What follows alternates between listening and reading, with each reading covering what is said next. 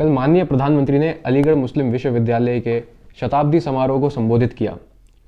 संबोधन में दिए हुए उनके भाषण की बहुत चर्चा हो रही है, तो आइए उसके कुछ अंश देखते हैं और उसका विश्लेषण करते हैं।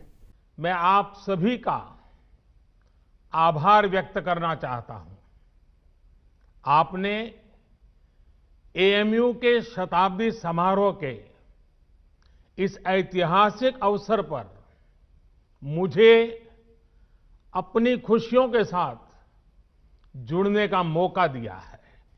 एएमयू की ये पहचान, इस सम्मान का आधार उसके वो मूल्य रहे हैं जिन पर सर सैयद अहमद खान द्वारा इस संस्थान की स्थापना की गई है। अलीगढ़ मुस्लिम यूनिवर्सिटी का शताब्दी समारोह, लेकिन इसके संस्थापक सर सैयद अहमद खान की मृत्यु तो 122 साल पहले हो गई है। तो सर सैयद अहमद खान ने 100 साल पहले इसकी स्थापना कैसे कर दी? आइए मैं बताता हूं। सर सैयद अहमद खान ने 1875 में अलीगढ़ में मोहम्मडन एंग्लो ओरिएंटल कॉलेज की स्थापना की, जो आगे चलकर अलीगढ़ मुस्लिम यूनिवर्सिटी के नाम से जाना गया। सर सैयद अहमद खान का मानना था कि 1857 का विद्रोह अंग्रेजों के साथ की हुई हरामजादगी है। हाँ, हरामजादगी। और उन्होंने ये सलाह दी मुसलमानों को कि वो अंग्रेजों के प्रति वफादार हो जाएं। इसीलिए 1875 में जब उन्होंने इस कॉलेज की स्थापना की, तो उसका मुख्य उद्देश्य था कि वो मुसलमानों को आधुनिक शिक्षा प्रदान कर सकें। आधुनिक शिक्षा प्राप्त करके मुसलमान ब्रिटिश सरकारी तंत्र में प्रवेश कर सकें और अपना वर्चस्व बना सकें। और इसीलिए एक दशक बाद सर सैयद अहमद खान ने सिविल सर्विसेज फंड एसोसिएशन बनाया।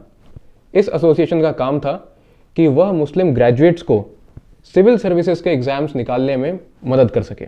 बिल्कुल उसी तरह जिस तरह आज भी कई मुस्लिम संस्थाएं मुस्लिम युवकों को यूपीएससी एग्जाम्स के द्वारा सरकारी तंत्र में बिठाने का प्रयास करती हैं। खैर, वापस आते हैं सर सैयद अहमद खान पर। ये सर सैयद अहमद खान ही था जिसने सबसे पहले भारत को तोड़कर पाकिस्तान की बात कही थी। हो सकता है कुछ लोग कहें कि पाकिस्तान की बात तो उस टाइम नहीं हुई थी, लेकिन ये सर सैयद अहमद खान के ही भाषण में था जब पहली बार टू नेशन थ्योरी की बात हुई थी। टू नेशन थ्योरी, जिसके अनुसार हिंदू और मुस्लिम दो सभ्यताएं हैं जो एक साथ को एग्जिस्ट नहीं कर सकती। इस टू नेशन थ्योरी से ही निकला मुस्लिम राष्ट्रवाद, जिसको वैचारिक रूप दिया अलीगढ़ मूवमेंट ने। वही मूवमेंट जो आगे चलकर मुस्लिम लीग बना। तो आइए जानते हैं इस कॉलेज का नाम बदला क्यों गया। प्रथम विश्व युद्ध में विश्व भर के मुस्लिम समुदाय के शासक कहे जाने वाले तुर्की के खलीफा की हार हो गई। इस हार से भारत के मुसलमान तिलमिला गए। उन्होंने तुर्की के शासक को पुनः गद्दी पर बिठाने के लिए एक मजहबी आंदोलन शुरू किया, जिसको खिलाफत के नाम से जानते हैं। इस खिलाफत आंदोलन का नेतृत्व मोहम्मडन एंग्लो ओरिएंटल कॉलेज के छात्र रहे मोहम्मद अली जौहर जैसे लोगों ने किया। और इसी दौरान 1920 में इस कॉलेज के उद्देश्य को और स्पष्ट करने के लिए इसका नाम बदलकर अलीगढ़ मुस्लिम यूनिवर्सिटी कर दिया गया। साथियों, मुझे बहुत सारे लोग बोलते हैं कि एएमयू कैंपस अपने आप में एक शहर की तरह है। अनेकों डिपार्टमेंट्स, दर्जनों हॉस्टल्स, हजारों टीचर्स, प्रोफेसर्स, लाखों स्टूडेंट्स के बीच एक मिनी इंडिया भी नजर आता है। Mini India. हाँ, अलीगढ़ मुस्लिम यूनिवर्सिटी ने भारत को काटकर मिनी तो कर ही दिया है। मैं ऐसा क्यों कह रहा हूं? क्योंकि जब 1940 में मुस्लिम लीग को कोई बड़ी चुनावी सफलता हाथ नहीं आ रही थी, तो लीग ने एएमयू का ही दरवाजा खटखटाया। लीग की द्वारा की गई पाकिस्तान की मांग को सफल बनाने के लिए एएमयू के प्राध्यापक और छात्रों ने इसमें बढ़ चढ़कर हिस्सा लिया। एएमयू में 2 आधिकारिक समितियां बनाई गई। इसमें से एक की अध्यक्षता एएमयू के pro vice chancellor ABA Halim ने की और दूसरे की वाइस चांसलर जियाउद्दीन अहमद ने। ये वही जियाउद्दीन अहमद था, वाइस चांसलर जियाउद्दीन अहमद, जिसने 1946 में मुस्लिम लीग के टिकट पर चुनाव भी लड़ा।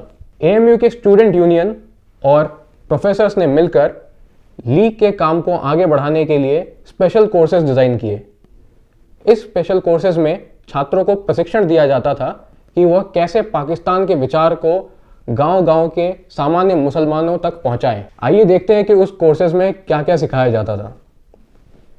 Lectures on the ML in the light of Islam and Islamic history, brief history of Muslim League and its achievement, genesis and analysis of Pakistan, comparative study of policies and programs of Congress and Muslim League since 1935, study of the objections of the opponents against the Muslim League and preparation of answers, study of special conditions and features of particular areas, training in public work, training in public speaking. Each worker would speak for at least 5 minutes.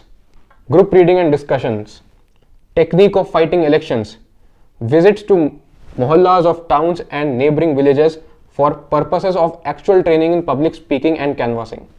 अब आप समझ ही गए होंगे कि पाकिस्तान को बनाने के लिए अलीगढ़ मुस्लिम यूनिवर्सिटी कितने गंभीर प्रयास कर रहा था। 400 छात्रों को मेरठ, 200 से अधिक छात्रों को पंजाब, 70 से अधिक छात्रों को नॉर्थ वेस्ट फ्रंटियर प्रोविंस और करीब 250 से अधिक छात्रों को सिंध, बंगाल और नॉर्थ ईस्ट में भेजा गया। इन छात्रों ने छोटे छोटे गांवों और कस्बों में लीग का प्रचार किया और इन छात्रों के समूह को अलीगढ़ बॉयज़ के नाम से जाना जाने लगा।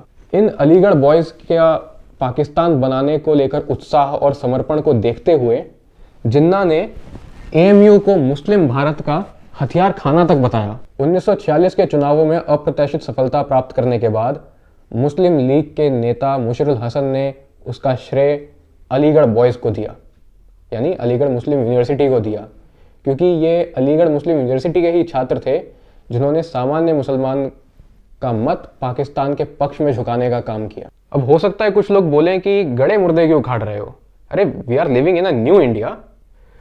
तो आइए देखते हैं कि विभाजन के बाद मुस्लिम लीग का नए भारत में क्या ट्रैक रिकॉर्ड रहा है। मुस्लिम स्टूडेंट्स के कुख्यात आतंकवादी संगठन सिमी यानी student Islamic movement of India की शुरुआत भी सन 1977 में एएमयू के कैंपस में ही हुई थी। अभी 2 साल पहले जब एएमयू के स्टूडेंट यूनियन हॉल से जिन्ना की तस्वीर हटाने की बात उठी तो एएमयू के छात्र हिंसा पर उतर आए। कश्मीर की आज़ादी से लेकर हिंदुत्व की कब्र खोदने के नारे भी एएमयू के कैंपस में ही लगे हैं।